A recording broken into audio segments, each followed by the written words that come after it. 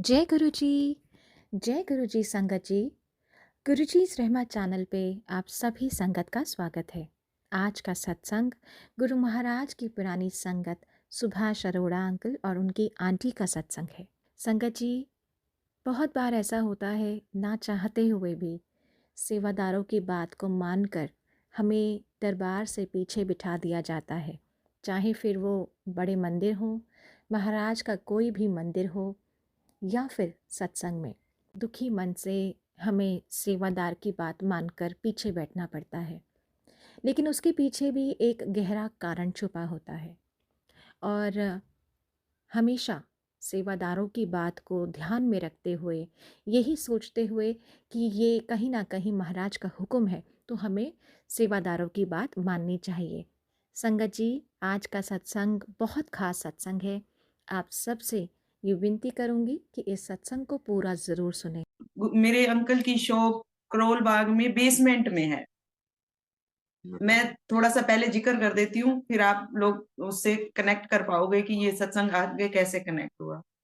गुरुजी ने कंवर लाल अंकल हैं जो एयरपोर्ट पे कस्टम ड्यूटी में हैं, कंवर लाल अंकल जी। तो उनको गुरुजी ने बोला कि किसी को म्यूजिक सिस्टम खराब है, किसी को मैकेनिक को लेके आ।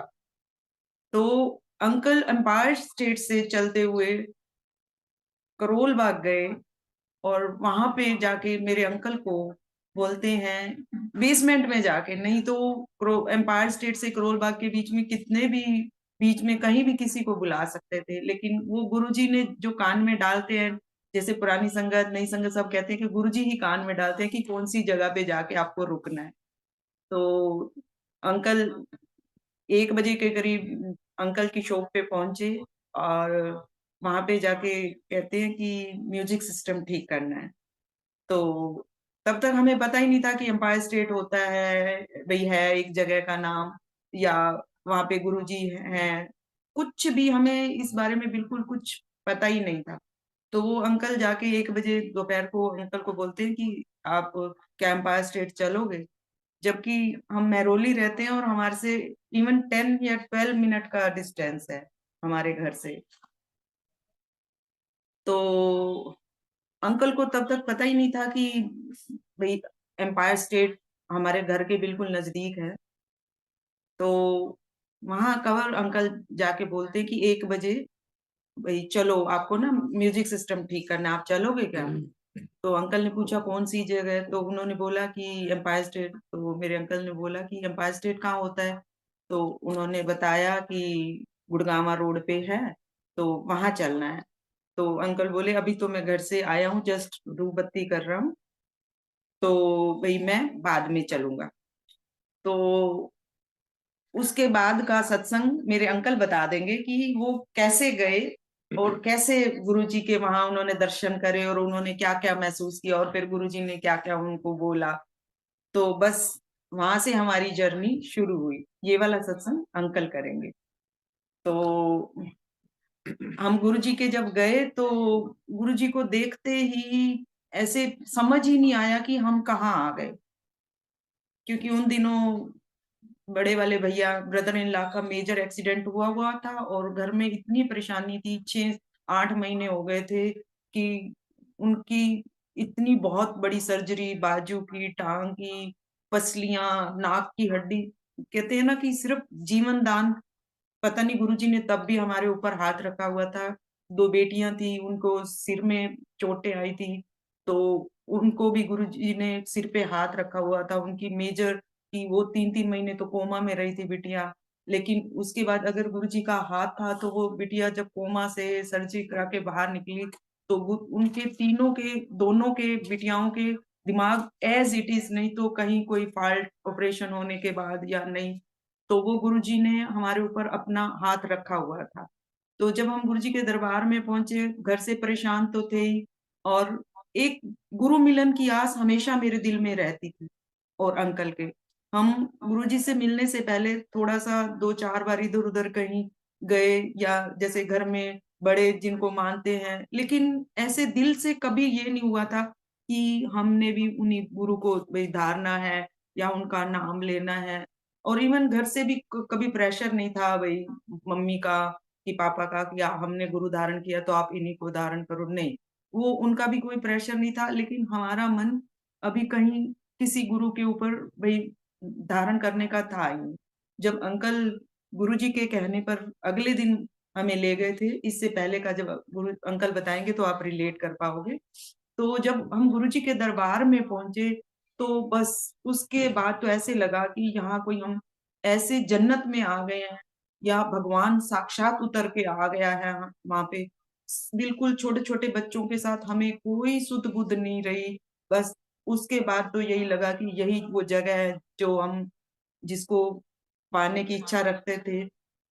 तो गुरुजी का शुकराना, शुकराना गुरुजी का बहुत-बहुत शुकराना। इस तरह से हम गुरुजी के पास जाते रहे और फिर जब संगत में ये बताया गया कि गुरुजी से ना अपने आप बात नहीं करनी है, गुरुजी स्वयं बात करते हैं और आपको गुरुजी से बोलना नहीं है, बस जाना है, बैठना है, शब्द सुनने हैं और लंगर खा के घर आ जाना। 2-4 बार यही सिलसिला चलता रहा। तो जब गुरुजी किसी-किसी से बात करते थे तो मन में आता था कि गुरुजी हमसे बात नहीं करते हैं। क्योंकि एक ह्यूमन नेचर है कि बाकी सबसे तो गुरुजी बात कर रहे हैं और हमारे से बात नहीं कर रहे हैं। तो एक दिन ऐसे ही मैं बैठी हुई थी तो गुरुजी ने अ, बोला कित्थों आई हैं? बुलाया। तो मैंने कहा गुरुजी महरौली तो। किंद नाल आना किस दे नाल आई हो?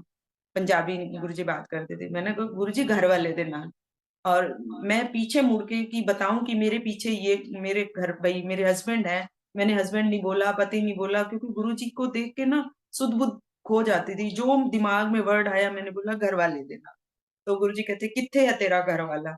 मैंने कहा पीछे मुड़ के देखा, तो मैंने कहा बताती हूँ कि ये है मेरे घर वाले। तो ये तो पीछे थे ही नहीं क्योंकि गुरुजी ने इनको हमेशा डाँट के गुरुजी इनको लाइन में लगे हुए हमेशा डाँट के सॉरी हमेशा दूर भगा देते थे। तो मैंने देखा ये तो पीछे है नहीं, तो मैं लाइन से साइड में होके भई इनको बुला के लाती हूँ क्योंकि गुरुजी ने आज बात कर ली है और मैं गुरुजी को बताती हूँ कि ये है मेरा घरवाला। जब मैं बाहर गई इनके पास, तो मैंने इनको बड़े प्राउडली बोला कि गुरुजी ने ना आज बात कर ली है और गुरुजी आपको बुला रहे हैं। और ये इतने डरे हुए क्योंकि गुरुजी इनको 2-3 महीने में जब भी ये मत्था टेकने जाते थे, गुरुजी इनको डाँट के भगा देते थे। तो ये कहने लगे, "नहीं, तेरे को ना भूल हुई है, मैं नहीं जा रहा गुरुजी डाँटेंगे क्योंकि मैं पहले ही डाँट खा के आया हूँ।" तो मैंने कहा, "नहीं, गुरुजी ने मेरे से पूछा है और गुरुजी ने कहा, कित्थे तेरे घर वाला?" मैं इनको मिन्नतें करके मना के लेके गई और फिर आगे-आगे क्योंकि गुरुजी के पास आगे जाने का इतना वो रहता था कि सबसे पहले मैं ही पहुँचूँ। तो मैं आगे-आगे, ये मेरे पीछे-पीछे। मैं साइड में से लाइन लगी हुई थी, साइड में से जाके मैंने बोला, "गुरुजी ए रहा मेरा घरवाला।" और तब भी गुरुजी ने मेरे ऐसे आगे मैं पीछे तो देख नहीं रही थी, तब भी गुरुजी ने इनको डाँट के भगा दिया था। मैंने कहा मैंने पीछे मुड़ के देखा, ये तो थे नहीं। तो गुरुजी कहते, कोई नहीं, हो गया।" तो इस तरह से ये सिलसिला चलता रहा। एक दिन जब हम दोनों मत्था टेक रहे थे, तो गुरुजी ने इनको बहुत तेज डाँटा। तो उस दिन तो कहते हैं ना अति हो गई कि हम दोनों इतने रोआंसे हो गए कि इतनी संगत बैठी हुई है और गुरुजी हमेशा डाँट के भई वो कर देते हैं। मेरे को तो नहीं हस्बैंड को डाँटते हैं, अंकल को डाँटते हैं तो मेरे को उस दिन थोड़ी-सी वही कहते हैं ना बेइज़्ज़ती-सी महसूस हुई कि मेरे अंकल को रोज़ गुरुजी डाँट देते हैं इतनी संगत के बीच में। शायद हम इस काबिल नहीं हैं कि इतनी संगत बहुत यहाँ तो बड़े-बड़े लोग आते हैं और हम इनके लेवल के नहीं हैं।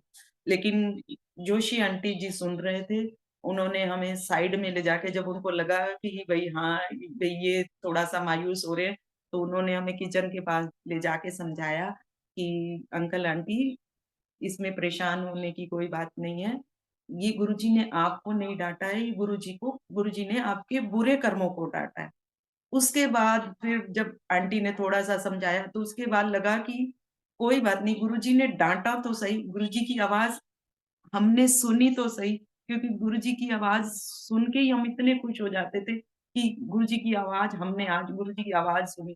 चाहे गुरुजी किसी और से भी संगत से बात कर रहे होते थे, हम मत्था टेक रहे होते थे या दूर बैठ रहे होते थे, तो गुरुजी की आवाज़ सुन के ही इतना दिल खुश हो जाता था कि आज हमें गुरुजी की आवाज़ सुनने को मिली। इस तरह से हम गुरुजी के पास जाते रहे। और थोड़े टाइम बाद ही गुरुजी ने ना कहना कि ऊपर जाके बैठ। तो गुरुजी के दर्शनों की प्यास इतनी होती थी कि सामने बैठे। कभी-कभी पिलर बीच में थोड़ी देर से आते थे तो पिलर के पीछे बैठते थे, तो ऐसे झाँक-झाँक के गुरुजी को देखते रहते थे। और जब गुरुजी ने ये कहलवाना शुरू कर दिया कि पुरानी संगत ऊपर जाए, या अंकल को कह देना कि वो पीछे वाली संगत को ऊपर बिठा दो, तो तब फिर थोड़ा-सा बुरा लगना कि गुरुजी के दर्शन तो हो नहीं पाते हैं। तो जब नीचे सत्संग, कई बार गुरुजी शब्द को रुकवा के किसी-किसी संगत से सत्संग सुनवाया करते थे। अब ऊपर बैठे हैं, सत्संग तो सुनाई नहीं देता क्योंकि माइक तो होता नहीं था। तो तब भी बुरा लगता था, एक तो गुरुजी ऊपर बिठा देते हैं और फिर सत्संग गुरुजी सुनवा रहे होते हैं तो वो हमें सुनाई नहीं देता है। तो गुरुजी जान-ही-जान है, गुरुजी सब कुछ है। तो एक दिन किसी संगत का गुरुजी ने सत्संग सुनवाया, और तब भी हम ऊपर वाले फ्लोर पे ही बैठे थे एम्पायर स्टेट में। तो वो गुरुजी ने उस संगत की आवाज़ इतनी ऊँची कर दी कि वो एक सेंटेंस सुनाई दिया कि गुरुजी कहते हैं, वो संगत सुना रही थी कि जिन्हां नू ज़्यादा लोड़ होंदी है ना, मैं उन्हां नू अपने कोल बिठाना, जिन्हां नू ज़रूरत नहीं होंदी मैं उन्हां नू अपने कोलों दूर रखना। ਜਿਹੜੇ दूर बैठे होंदे ने उन्हां नू की पता मैं उन्हां नू कितना प्यार करना। नेड़े वाले तो दिए तले अंधेरे वाली गल है। बस ये सेंटेंस सुन के उसके बाद ना तो आगे का सत्संग सुना, ना पीछे का। तो उसके बाद मन में इतनी शांति आ गई कि गुरुजी, थैंक्स गुरुजी, शुक्राना कि आपको पता है कि आगे क्या है, क्या नहीं है। आप जानते हो ना कि हमें ऐसे आपके पास बैठ के अपने दुखड़े रोने का या कोई बीमारी का या कोई इस तरह का ज़रूरत नहीं है, तो तभी आपने पीछे बिठाया। शुक्राना मेरे मालिक कि आपने मन की चाह कि हमें गुरुजी आगे नहीं बिठाते हैं, गुरुजी बात नहीं करते हैं, गुरुजी के दर्शन नहीं होते हैं। तो तब से गुरुजी ने मन में इतनी शांति दे दी कि बस जाना है, गुरुजी को मत्था टेकना है, जहाँ गुरुजी कहते थे या सेवादार कहते थे, हम वहीं बैठ जाते थे। लेकिन फिर वही एक इंसान होने के नाते डिमांडें तो फिर भी रहती हैं। तो हमारे पास एक जॉइंट फैमिली है, हम तो जैसे एक होता है ना कि अपना घर होना चाहिए, तो अपना घर नहीं था तो मैंने मैं हमेशा मन में ही कहती थी, कभी गुरुजी को बोलना तो होता ही नहीं था। तो मैं अरदास करती रहती थी, गुरुजी कभी हमारा भी घर होगा ये।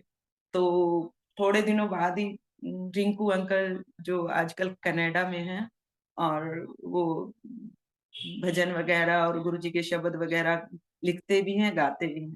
ऊपर बैठे हुए थे तो उनका नया शब्द भजन चला, सानू चाहिदा ना महल मकान, गुरुजी सानू चरनी ला लो। तो वो उनका भजन सुना के गुरुजी ने फिर मन में जो शांति दी, उसके बाद कभी डिमांड नहीं करी कि गुरुजी मुझे घर चाहिए। लेकिन इन बिटवीन फिर गुरुजी ने जब और समाधि ले ली और गुरुजी को जब क्रिमेशन के लिए ले जा रहे थे, हॉल से लेकर जब नीचे आ रहे थे, तो सीढ़ियों के पास ही हम लोग खड़े हुए थे, मैं और पाल आंटी। तो फिर वही इंसान रूप होते हुए, इंसानी चोला लेते हुए, तो मैं बहुत रोई कि गुरुजी आप तो चले गए, अब मुझे मकान कौन देगा?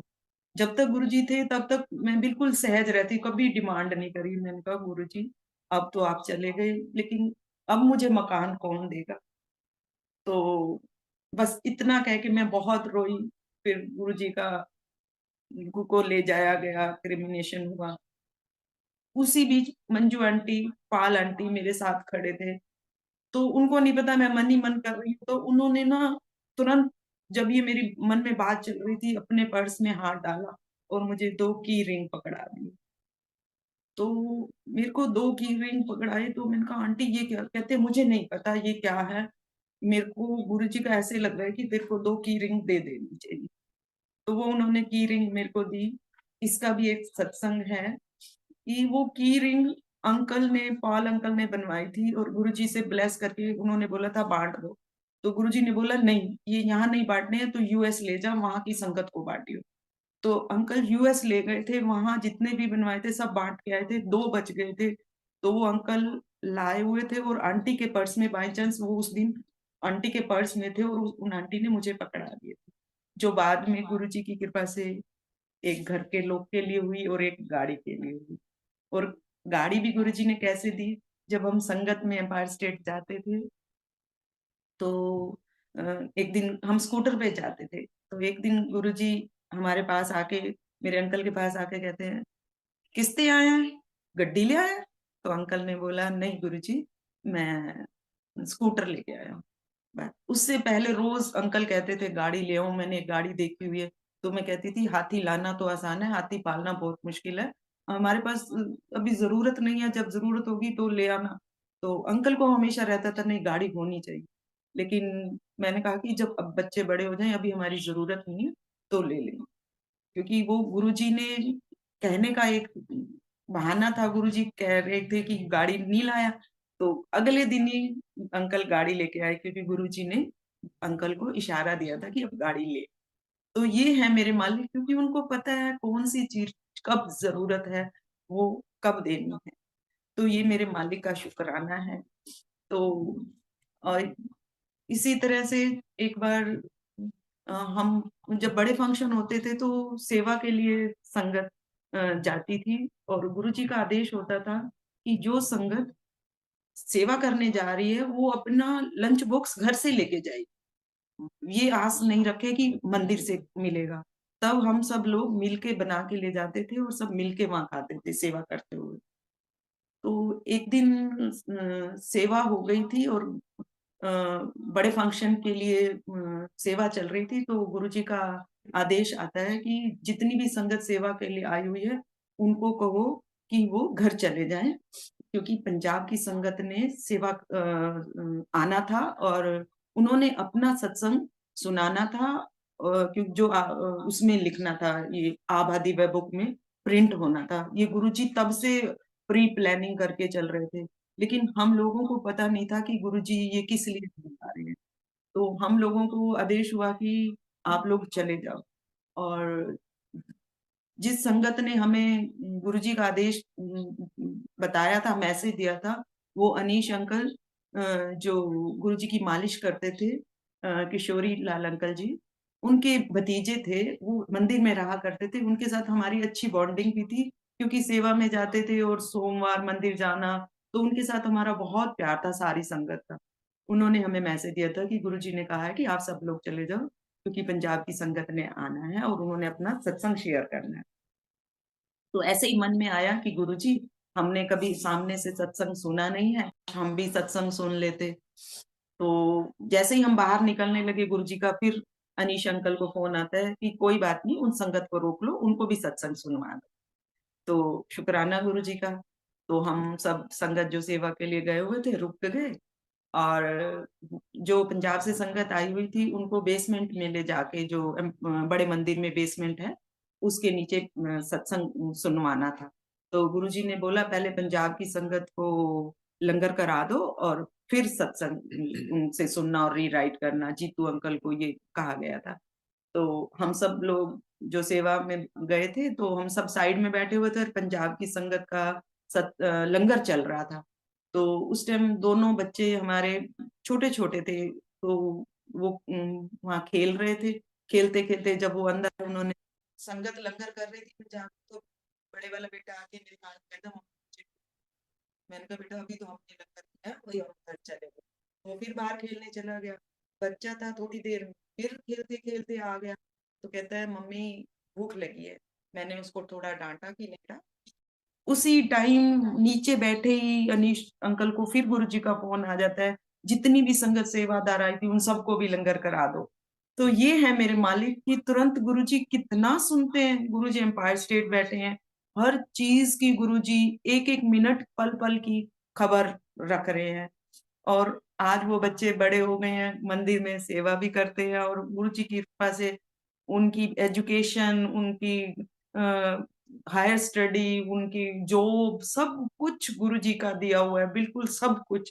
कहते हैं ना जो-जो बच्चे गुरुजी इतना प्यार करते हैं, बच्चों को बच्चे के हिसाब से गुरुजी ने घर दिया, बच्चों की एजुकेशन, इतने अच्छे स्कूल में हमारा पेरेंट्स मीटिंग होती पेरेंट्स इंटरव्यूज़ होते हैं बच्चों के एडमिशन के लिए, इंटरनेशनल स्कूल में तब जब बच्चों के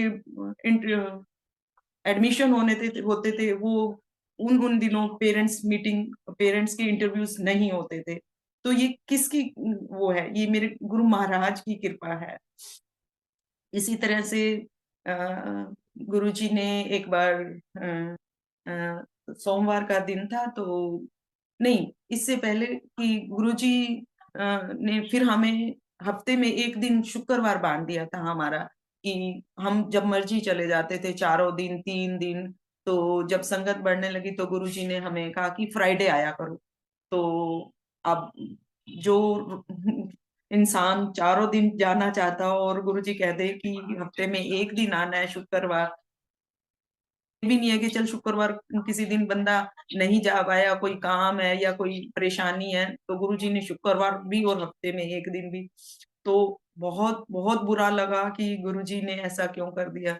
तो हमने 1-2 बार सेवादार अंकल को और पुरानी संगत को सिफ़ारिश लगाई, तो गुरुजी ने फिर हमारा 15 दिन में 1 बार शुक्रवार दिन भी निश्चित कर दिया।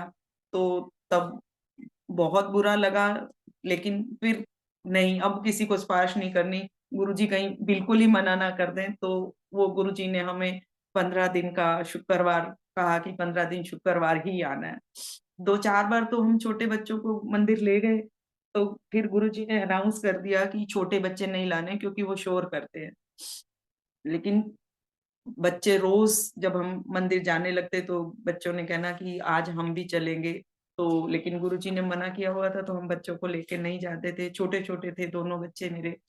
तो रोज़ बच्चों ने कहना आज मम्मी-पापा गुरुजी से पूछ लेना कि हमें भई हम आ जाएँ हम। घर से तो हम कह देते थे, हाँ जी, आज ज़रूर पूछ के आएँगे। लेकिन जैसे ही एम्पायर स्टेट के मेन बाहर वाले रोड वाले गेट पे होते थे, जी, उसके बाद एंटर करते ही हमें कोई दीन दुनिया का कुछ पता नहीं रहता था कि हम छोटे बच्चों को घर ताले में छोड़ के आए हैं, क्या होगा? कुछ भी याद नहीं रहता था। जब हम सत्संग अटेंड करके, लंगर खा के जब हम घर वापस जाते थे, तो बच्चे तब तक जाग रहे होते थे क्योंकि कई बार 11 भी बज जाते थे, 10 भी बज जाते थे। तो छोटे बच्चे दोनों अकेले ताले में लगा के जाती थी और अंदर से ताला खोलते हुए कहते थे कि मम्मी-पापा आप में से गुरुजी वाली खुशबू आ रही है। जबकि हमें खुद को नहीं आती थी, लेकिन गुरुजी हमारे थ्रू बच्चों को अपनी ब्लेसिंग भेजते रहते थे। एक दिन बड़े वाले बेटे ने बड़ी ज़िद करके बोला कि आज तो पापा मैं तो आपके साथ जाऊँगा, नहीं तो आज गुरुजी से पूछ के आना, नहीं तो मैं अगली बार तो आपके साथ ज़रूर जाऊँगा। उस दिन गुरुजी की कृपा से गुरुजी ने याद भी रखवाया, तो मैंने मत्था टेकते हुए गुरुजी से पूछा, गुरुजी अ, बच्चे बड़ा याद करते हैं, आने की ज़िद करते हैं, तो मैं अगले शुक्रवार ले आऊँ? ਇੱਥੇ नहीं सोमवार उत्थे ले जाया कर वड्डे मंदिर, भाटी माईस। और तब तक हमें 6-8 महीने हो गए थे, तब तक हमें नहीं पता लगा कि भाटी माईस में भी गुरुजी का मंदिर है और वहाँ पे वो सोमवार खुलता है। हमें गुरुजी ने खुद अपने मुँह से कह के कि भाटी माईस में भी मेरा मंदिर है, वो सोमवार खुलता है, वहाँ जाया करो। तो ये गुरुजी की कितनी कृपा कि गुरुजी अपने आप हमें कह के कि सोमवार, और तब से लेकर बच्चों को हमने स्कूल से ही गाड़ी में बिठा लेना, उनकी यूनिफ़ॉर्म भी हमने रास्ते में चेंज करनी। फिर हमने 4 बजे से 3 बजे से लेकर जब तक मंदिर बंद नहीं होता था वहीं रहना, क्योंकि गुरुजी ने एम्पायर स्टेट के लिए तो हमें 15 दिन का एक बार दिया था, तो वहाँ पे हमने सफाइयाँ करते रहना, बच्चों ने खेलते रहना और ग्रुप में बैठ के सत्संग होते रहते थे। वो गुरुजी ने जो वो आनंद दिए हैं, उसकी तुलना कभी की नहीं जा सकती। ऐसे लगता था कि हम स्वर्ग में हैं और अभी कहीं कुछ भी हो जाए तो कोई टेंशन नहीं होती थी। लगता था कि क्योंकि स्वर्ग में पहुँच गए हैं, कोई बात नहीं, गुरुजी उठा भी लें, गुरुजी अगर आपके चरणों में पहुँच भी जाते हैं तो कोई गम नहीं, क्योंकि गुरुजी ने इतना स्वर्ग से सुंदर मंदिर दिया, स्वर्ग से सुंदर, जिसकी तुलना कभी की ही नहीं जा सकती। ये है मेरे मालिक, शुकराना मेरे मालिक, शुकराना, शुकराना। सत्संग तो बहुत है। फिर किसी दिन करूँगी, अब अंकल करेंगे। जय गुरु जी। शुकराना मेरे मालिक, शुकराना। जय गुरु जी। सारी सत्संग को नमस्ते। गुरु जी को नमस्ते। अब मैं इसका आगे शेयर करता हूँ। एक बार मंडे का दिन मंडे का दिन था और हम लोग मंदिर गए हुए थे, बड़े मंदिर। तो बड़े मंदिर में वहाँ हितेश अंकल, उनके पापा और उनकी मम्मी और वो लोग भी आए हुए थे। नमस्ते नमस्ते हुई तो इतने में पीछे से गुरु जी की गाड़ी आई। गुरु जी भी आ गए ऊपर। गुरु जी आ गए तो चेतना अंकल ने गुरु जी से बातें शुरू की। बातें, नमस्ते की, प्रणाम किया। उसके बाद हमने गुरु जी ने पूछा की कर रहे थे, और फिर जैसे टहलते हुए रंगोली से अंदर जाते हुए हॉल में खड़े हो गए। सबने मत्था टेका, हम भी पीछे पीछे खड़े हो गए उनके। और गुरु जी अपने रूम से, बेडरूम से होके वापस आए तो गुरु जी चेतरा अंकल को कहते हैं, चेतरा तुम क्या है, जरा टूटे करंट आंदा है की है, देखा किसे? गुरु जी दिखाया सी, किसे समझ नहीं आया। अच्छा, तो फिर ऐसे करते हुए आंटी ने भी बातें की, चेतरा आंटी ने भी बातें की, मेरी आंटी ने भी बातें की। फिर मेरा मेरा नंबर आ गया गुरु जी का। ओ इजरा, तू बड़ा इंजीनियर बना फिरदा है, आ देख टूटे करंट आंदा। जी गुरु जी। बस जाने लगा, अच्छा रुक जा कल आके वेखी। और देखो उस टाइम मेरे पास ना टूल किट वगैरह कुछ नहीं था। टूल किट नहीं था, सामान नहीं था, वहां जाता टूटियों को हाथ लगाता तो हो सकता है शॉर्ट लग जाता, करंट लग जाता। गुरु जी ने रोका, जन्म बचाया। अगले दिन मैं सुबह मॉर्निंग में अपना टिफिन लिया घर से तो थोड़ी देर का काम होगा। बड़े मंदिर चले गए और वहां जाके सब स्विच वगैरह खोले, बोर्ड खोले सारे, जहाँ करंट फ्लो होता है। खोलते हुए सारे स्विच बोर्ड खोले रंगोली में क्या, हॉल में क्या, बड़े हॉल में क्या, वॉशरूम में क्या, जितने स्विच बोर्ड थे सब खोल दिए। सुबह से शाम हो गई, बोर्ड समझ नहीं आया। वही बराबर टेस्टर से चेक चेक किया, टूटियों में करंट आ रहा है। अगले दिन फिर सुबह हम चले गए। सुबह चले गए तो अगले दिन फिर दोबारा से दूसरे राउंड से कुटिया में, अपना जनरेटर रूम में, जहां जहां स्विच बोर्ड लग रहे थे सब खोलते चले गए। सुबह से शाम हो गई, अगला दिन भी कुछ नहीं समझ में आया क्या हुआ। तीसरे दिन फिर हम दोबारा गए। तीसरे दिन गए, वहां जाके देखा सारे स्विच बोर्ड खोल दिए, चाहे जो जो जो रह गए थे सब खोले। अब खोलने के बाद लगभग 2:30-3 बजे के आसपास बहुत थक गए। अब 3 दिन हो गए, तीसरा दिन हो गया आज, रिमूव ही नहीं हो रहा फॉल्ट। तो इतने में ना बाहर व्हाइट वाली जो शिव जी की मूर्ति लग रही है उनके आगे मत्था टेका, गुरु जी से अरदास की, मन मन गुरु जी आप ही कुछ मदद करो, ये क्या हो रहा है। बस इतना कह के वो चीजें बराबर में, वो क्यारी बैठे उसमें बैठे ही था। इतने में थॉट आया, गुरु जी ने दिया कि मेरे बेडरूम के सामने किचन में, बच्चा दिखा नहीं। जी गुरु जी दिखा नहीं। अच्छा, इतने में माली भैया को बुलाया। माली भैया से कहा, भैया ये जो किचन है गुरु जी का, वो उसमें खोल दीजिए प्लीज, तो उसमें भी चेक कर लेते हैं। उन्होंने चाबी खोली, ताला लगा खोल के, और वो साइड पे खड़े हो गए, लेफ्ट साइड पर वहीं। तो इधर से 2-3 स्विच बोर्ड थे उसमें, वो सारे खोले। खोलने के बाद एक बोर्ड में वो फॉल्ट रिमूव हुआ। एक फॉल्ट में बोर्ड में वहां सब रिमूव किया उसको। उसके बाद मैंने माली भैया से पूछा, और लेफ्ट साइड पे ही ना वॉश बेसिन है, बड़ी किचन, छोटी किचन में, जो बेडरूम के सामने, गुरु जी के बेडरूम के सामने लेफ्ट साइड पे वॉश बेसिन है। उनको बोला कि भैया पानी खोल के देखना, टैप में पानी आ रहा है। उन्होंने टैप खोला तो पानी तो आ रहा था। मैंने कहा, भैया करंट आ रहा है? कहता नहीं आ रहा। वो तो पता लग गया करंट नहीं आ रहा। तो टेस्टर वगैरह से चेक किया सारा, बस थैंक यू गुरुजी कह के बस सारे फटाफट जितने भी स्विच बोर्ड थे सारे पैक किए। सारे पैक करते करते करीब 5:15 5:30 बज गए। तो इतने में गुरुजी की गाड़ी आई, कंटेसा, एक नंबर कंटेसा गुरुजी की गाड़ी आई, शिव जी के पीछे रुकी। शिव जी की मूर्ति है और उसमें रुकी। तो इतने गुरुजी ने अभी पैर बाहर निकाल रहे थे, मैंने कहा फटाफट जाके गुरुजी को बताते हैं, गुरुजी फॉल्ट ठीक हो गया, गुरुजी खुश हो जाएंगे। अच्छा, अभी मत्था टेका ही था गुरुजी के पैर पे, अब तो गुरुजी ने पहले क्या लव लिया फाड़। गुरुजी आपको किसने बताया? वो मैंने सब पता है, आजा, ऐसे कुछ कहा गुरुजी ने, और हम उनके गुरुजी के पीछे पीछे। तो सब बड़ा खुश हुए गुरुजी, बहुत खुश हुए, बहुत खुश हुए गुरुजी। उन्होंने बादाम का प्रसाद दिया। उन्होंने एक हाथ से बादाम का प्रसाद दिया, हम दोनों में हाथों में भी नहीं सफा पा रहे थे। तो गुरुजी उस दिन बहुत खुश हुए, उन्होंने ये आनंद दिया। एक बार ना मई-जून की छुट्टियाँ थी और आंटी अपने मम्मी के यहाँ गए हुए थे, तो बच्चों के साथ, तो सुबह से शाम हो गई। अब गुरुजी के मंदिर जाना तो परमिशन थी ही नहीं, तो फ्राइडे जाते थे। फ्राइडे जाने के बाद हाँ, उसके अलावा कोई परमिशन नहीं होती थी। अब जो मैं अपना खाना-वाना खा के लंगर पानी तो ऐसे सोने की तैयारी कर रहे थे। 11 बज गई, 12 बज गई, 1 बज गई। अब गुरुजी की नींद ही ना आए, गुरुजी की फ़ोटो के आगे अरदास करे, "गुरुजी आप में किथे कल्ला फसाता, मैनू भी भेज देने।" इस तरह कह के ना मैं ऐसे हल्की सी नींद लेके सो रहा था, तब भी नींद नहीं आ रही थी। बस 4-5 मिनट के बाद ही कंवर लाल अंकल का फ़ोन आ गया, जो मुझे लेके गए थे कंवर लाल अंकल। फ़ोन आया और कहने लगे कि गुरुजी बुला रहे हैं आपको। तो मैं गुरुजी बुला रहे हैं, सुभाष जाओ। तो गुरुजी बुला रहे हैं, गुरुजी फिर मैंने उनको कहा, "अंकल मज़ाक कर रहे हो, गुरुजी मुझे क्यों बुलाएँगे?" अ, इतनी फिर इतनी मैंने फ़ोन रख के काट के रख दिया। 5 मिनट बाद फिर अंकल का फ़ोन आ गया, "अंकल गुरुजी बुला रहे हैं, आप जाओ।" मैं कहा, "जी अंकल, कितनी देर में जाएगा?" बोले, "गुरुजी 15 मिनट में अंकल चला जाऊँगा मैं।" ठीक है।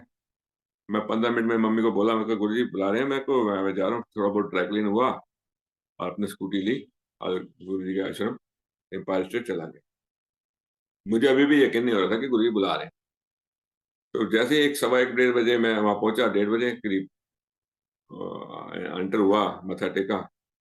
गुरुजी गद्दी पे बैठे थे, गुरुजी पहले दूर से ही कह दिया, "आ गए हैं?" मैं कहा, "जी गुरुजी आ गए।" "आवे सिस्टम विच की होया?" अच्छा, इधर मैं अपना डीजे अंकल होते थे, डीजे अंकल के पास गया। गुरुजी अपना डीजे अंकल की होया? कि 15 मिनट बाद 10 मिनट में बंद हो जाता है। कि अच्छा, बस इतने में 1-2 तारें और छेड़ी, फिर इन्होंने पूछा कि इसकी स्पीकर की तारें किसने छेड़ी थी? इतने देर में कक्कड़ अंकल आ गए, हाँ, हाँ, उत्तर मैं छेड़ी थी। कक्कड़ अंकल ने कहा, "वहाँ मैंने छेड़ी थी कॉर्नर पे, नौजवानों ने जॉइन कर रखी थी।" वहाँ तारें ठीक की, तारें ठीक करने के बाद दोबारा से प्ले-व्ले किया तारें जोड़ के और म्यूज़िक सिस्टम चल गया। म्यूज़िक सिस्टम चलने के बाद तो डीजे अंकल कहने लगे, हाँ, हुण ठीक हो गया। जा गुरुजी ਨੂੰ कह दे, हाँ, ठीक हो गया।" मैं कहा, "नहीं अंकल, मैं हुणे डाँट खा के आया, इद्दां करो तुसीं चले जाओ गुरुजी कोल।" ते वो गुरुजी के पास गए, गुरुजी वो ठीक हो गया। "ठीक हो गया?" गुरुजी कहते हैं उनको। हाँ, ठीक हो गया बहन जी। तो गुरुजी ने उनको एक बात की, कहने लगे, "एक गल दस, 12 बजे कुछ होंदा है?" गुरुजी और डीजे अंकल थोड़ा-सा चुप के बोले, "हाँ जी गुरुजी, कुछ होंदा तो है।" ठीक है। इस तरह करते हुए गुरुजी ने उनके साथ म्यूज़िक बजाने को कहा, बजाया। तो ऐसे ही गुरुजी की कृपा से कई सेवा मिलती रही। फंक्शन का दिन था, बैसाखी का त्योहार था। तैयारियाँ चल रही थी बड़े मंदिर में। सारा मंदिर बहुत अच्छे से चमका दिया।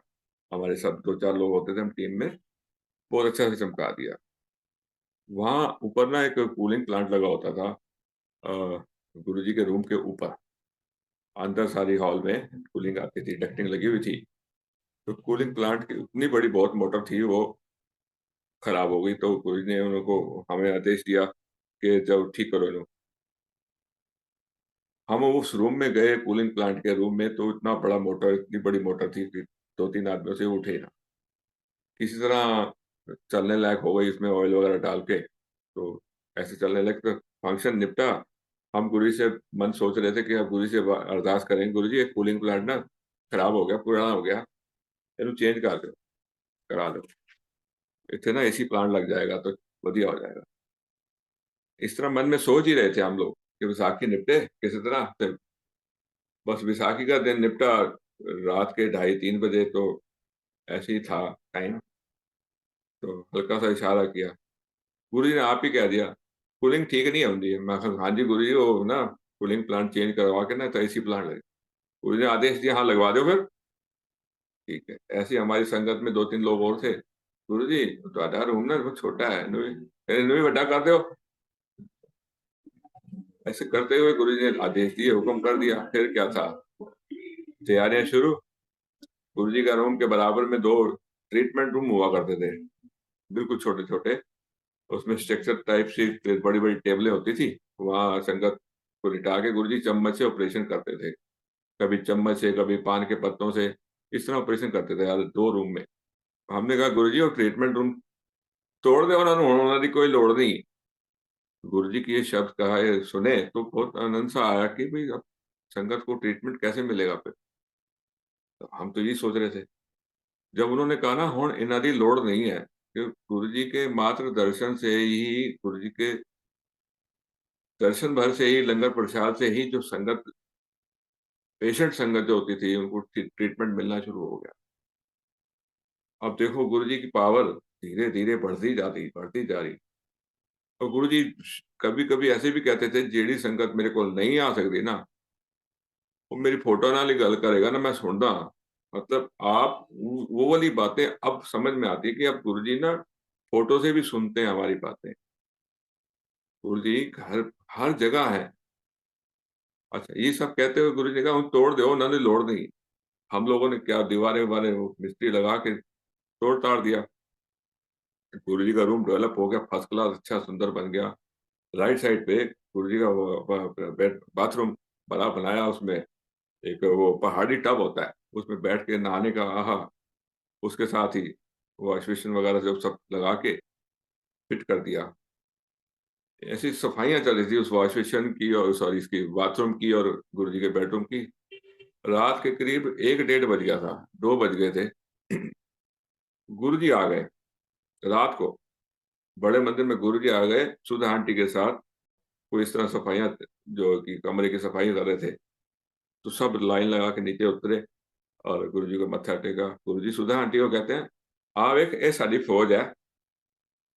गुरुजी इतना मतलब बहुत ब्लेसिंग करते थे हमारे को, बहुत ब्लेस करते थे। तो इस तरह करते हुए गुरुजी ने कहा जब बड़े बड़ा बेडरूम बना दो, बड़ा बाथरूम बना दो, तो उसमें हमारी संगत में एक तो गुरुजी थोड़ी सी ना मंदिर की जो अपना इधर ना हैलोजन लाइट लगी हुई थी। पहले उसमें ना हैलोजन लाइट होती थी 500 वाट की, 1000 वाट की, तो इस तरह की वो गर्मी करती थी।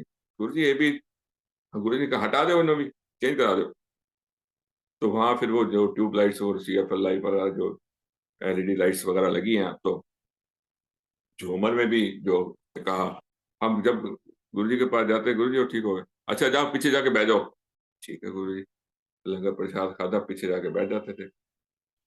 तो गुरुजी ने हमें ना शुक्र है मालिक का कि हमें फीतियाँ लगवाने का मौका नहीं दिया कि हमने आगे आए, हीरो बने, नहीं। बहुत अच्छा लगता है कि वो अब समझ में आती है कि हमारा हम ठीक थे। जो गुरुजी को सब कुछ पता होता था कि हम कैसे हैं, किस लायक हैं और कहाँ रहना चाहते हैं। तो गुरुजी ने पहले से ही एंड में रखा ताकि हम मंदिर जा सकें। बड़े मंदिर की सेवाएँ बहुत दी गुरुजी ने, बड़ा आनंद आया। इसी तरह गुरुजी बहुत ज़्यादा ब्लेस करते रहते थे और गुरुजी के पास जाने का तो समझ ही दिन नहीं छोड़ना है, पर गुरुजी ने हमें दिन बाँधा हुआ था फ्राइडे 15 दिन का और जब बड़ा फंक्शन होता था तो तब होता था कि अब सेवाएँ शुरू हो जाती थी, मंडे तो था ही। तो गुरुजी बहुत ब्लेस करते थे। हुँ, गुरुजी एक बार जब मेरे फादर की डेथ हुई तो मैंने गुरुजी तब चोले में थे। मेरे फादर की मार्च में डेथ हुई थी और तो मैं शिवलिंग के आगे खड़े होके बड़े मंदिर में गुरुजी से अरदास शिवलिंग की तरफ, शिव जी की तरफ देख के कह रही मैंने कहा गुरुजी भई आपको कैसे पता चलेगा कि मेरे फादर की डेथ हो गई है? भई वो आपके पास आ गए हैं। तो थोड़े दिन बाद ही गुरुजी ने मुझे डिट्टो बिल्कुल जैसे मेरे फादर व्हाइट कपड़ों में रहते थे और उनके सिर भी वो हमेशा अपना सिर भी साफ कोई बाल-वाल नहीं रखते थे, हमेशा सिर वो करके रखते थे और सिर पे वो व्हाइट पगड़ी पहनते थे। तो गुरुजी ने मेरे को बिल्कुल उनके जाने के बाद, उनकी क्रियाक्रम सब कुछ करने के बाद गुरुजी ने मेरे अंकल को एक दिन सेवा में गए हुए थे। मेरे अंकल और एक और अंकल साथ में थे, बलजीत अंकल। तो उनको गुरुजी ने जब ये सेवा कर चुके थे तो अनीश अंकल को गुरुजी ने कहा कि वो दोनों सेवा करके चले गए या मंदिर है गए? तो अनीश अंकल ने बोला नहीं गुरुजी हाले ते इत्थे है गए। तो गुरुजी ने कहा जो वो 2 स्वरूप पड़े हैं ना, एक हाथ से पेंट करके बनाया गया था और एक फोटो फ्रेम वाला था। तो अनीश अंकल को गुरुजी ने बोला कि जेड़ा फ्रेम वाला है वो बलजीत अंकल ਨੂੰ ਦੇ ਦੇ ਤੇ ਜਿਹੜਾ ਹੱਥ बने हुए हैं वो दूसरे अंकल ਨੂੰ दे दे। तो लेकिन वो बलजीत अंकल बोले कि नहीं मुझे तो हाथ का बना हुआ लेना है, मुझे ये नहीं लेना। अनीश ने कहा कोई बात नहीं, गुरुजी ने फिर फोन किया कोई बात नहीं, जेड़ा वो कहंदा ओनू वो दे दे ते दूजे वाला दूसरे अंकल नु दे दे। तो जब ये गुरुजी ने दोबारा कहा और जो आज हमारे घर में स्वरूप आया वो बिल्कुल वही जैसे वो मेरे फादर फिगर, बिल्कुल व्हाइट कपड़े और गुरुजी ने साइड में ऑरेंज कलर का शॉल भी लिया हुआ है। तो वो बिल्कुल गुरुजी ने मुझे तब एहसास कराया कि तेनू की पता कि भई तेरे फादर दे रूप विच मैं घर आ रहा। तो उस दिन के बाद मुझे कभी महसूस नहीं हुआ कि मेरे फादर चले गए। लेकिन जब गुरुजी गए तो तब सब्र का बाँध इतना टूटा कि फिर 1 साल तो हम बिल्कुल कहते हैं कि कैसे कटा, हम दिन-रात परेशान रहते थे कि गुरुजी आप क्यों चले गए? फादर के जाने का बिल्कुल भी मैं रोई ही नहीं क्योंकि इतना था कि गुरुजी हैं हमारे पास और गुरुजी ने खुद फादर के रूप में आके घर में आ गए हैं तो हमें ज़रूरत नहीं है। लेकिन जब गुरुजी गए तो 1 साल हम लोगों ने बड़ा मुश्किल काटा और उसके बाद फिर संगत हम हमेशा बड़े मंदिर जाते रहते थे। तो फिर सत्संग सुनने लग गए और हमसे भी जो बहुत, बहुत पुरानी गुरुजी की बहुत प्यारी संगत ने सत्संग सुनाना कि गुरुजी अ, ओमनी प्रेज़ेंट है, गुरुजी हर जगह है और गुरुजी ने दर्शन देने शुरू कर दिए थे, गुरुजी ने अपने ब्लेसिंग दिखानी शुरू कर दी थी। फिर थोड़ा-थोड़ा, धीरे-धीरे कि अब गुरुजी कहीं नहीं गए हैं, सिर्फ़ गुरुजी जोत में गए हैं, तो गुरुजी अब कहीं भी, कहीं से भी सब पूरी संगत को एक साथ ब्लेसिंग कर सकते हैं। और जो ये स्वरूप गुरुजी ने दिया, तो उसमें से मेरी मेड को भी दर्शन हुए कि एक दिन मैं किचन में काम कर रही थी, तो वो जब इस रूम में पोछा लगाने आई, जब जहाँ गुरुजी का स्वरूप लगा है, तो उसमें से गुरुजी ने हाथ के इशारे से बुला रहे थे। वो मेड जैसे अपने कस्टम की तो अपने उसकी तो होती नहीं है, वो बिहार से आई हुई थी, तो उसने अपनी लैंग्वेज में डरती हुई मेरे को जाके चिपक गई कि तेरे उस रूम में तो ना कोई आदमी है और वो मुझे बुलाता है, मेरे को तो बड़ा डर लगा। तो मुझे लगा कि मेरे घर में भी अंकल काम पे गए हुए हैं, बच्चे स्कूल गए हुए हैं और कोई और जेंट्स मेरे घर में है नहीं। तो मुझे लगा शायद कोई चोर या कोई घुस के बैठ गया है, तो मैं भी डरते-डरते मैंने कहा कौन-सा रूम? कहती है उस रूम में से न जहाँ गुरुजी का स्वरूप लगा हुआ था। तो मैं भी डरती-डरती दोनों हम डरते-डरते आए कि भई पता नहीं कोई उस कमरे में। तो मैंने कहा कहाँ पे? तो वो आए ही ना, इतना डरे कि वो मेरे पीछे कहे कि मुझे नहीं जाना, क्योंकि उस कमरे में है कोई मुझे बुला रहा था। तो मैंने उसको फिर मैं थोड़ा-सा उसको बड़ा मजबूत करके आगे करके लेके आई, तो कहती है देख वो जो सामने है। तो मैंने कहा अच्छा ये गुरुजी, क्योंकि तब तक बहुत सारी पुरानी संगत ने ये सत्संग सुनाया हुआ था कि गुरुजी मेड्स को बड़ी जल्दी दर्शन देते हैं, उनको बहुत जल्दी ब्लेस करते हैं। तो वो फिर मैंने कहा गुरुजी, उस दिन फिर जब मुझे पता लगा कि गुरुजी ने स्वरूप में इसको दर्शन दिए, तो उस दिन हम इतने खुश हुए कि उसी टाइम इतनी तेज़ मैं बता नहीं सकती कि इतनी तेज़ मैं डांस करना शुरू कर दिया कि चलो इस मेड के बहाने गुरुजी हमारे घर दर्शन तो दिए। और मैं कहूँ कि कब अंकल घर आएँ, मैं अंकल को बताऊँ कि आज गुरुजी ने घर में दर्शन दिए। तो गुरुजी की छोटी-छोटी पल की जो खुशियाँ होती थी ना, हम इतना खुश हो जाते थे कि किसी के बहाने से गुरुजी घर में तो आए। तो गुरुजी ने समाधि के बाद भी ऐसा नहीं है कि दर्शन देने जो काम है वो गुरुजी टाइम से, गुरुजी कहते हैं ना टाइम और प्रायोरिटी मेरी है कि मैंने कब किसको क्या देना है। तो वो गुरुजी अभी भी वैसा ही कर रहे हैं। तो ये मेरे मालिक का शुक्राना है। बस हम धीरज नहीं रखते हैं या पूरा फुल फेथ नहीं रखते हैं, इसलिए वो कभी-कभी हमें ये चीज़ें कि अब टाइम से ये हो जाए, वो हो जाए, लेकिन जब देना है, क्या देना है, वो तो गुरु जी को पता होता है। तो इसलिए शुक्राना मेरे मालिक, जब भी आप दो अच्छे के लिए देना, भले ही हम कितने उत्तेजित या कितने मर्ज़ी आपसे डिमांड करें, लेकिन वही चीज़ देना जो आपको अच्छी लगे। शुक्राना मेरे मालिक, शुक्राना। शुक्राना, जय गुरु जी। शुक्राना। जय गुरु जय जी। गुरु जी। शुक्राना है गुरु महाराज का। Thank you so much uncle aunty. बहुत ही प्यारा सत्संग आपने हम सभी संगत के साथ आज साझा किया। महाराज की बहुत कृपा है और ऐसे ही कृपा दृष्टि आप पर, आपके पूरे परिवार पर और हम संगत परिवार पर यूं ही बनी रहे। इसी कामना के साथ जय गुरु जी। शुक्राना गुरु महाराज।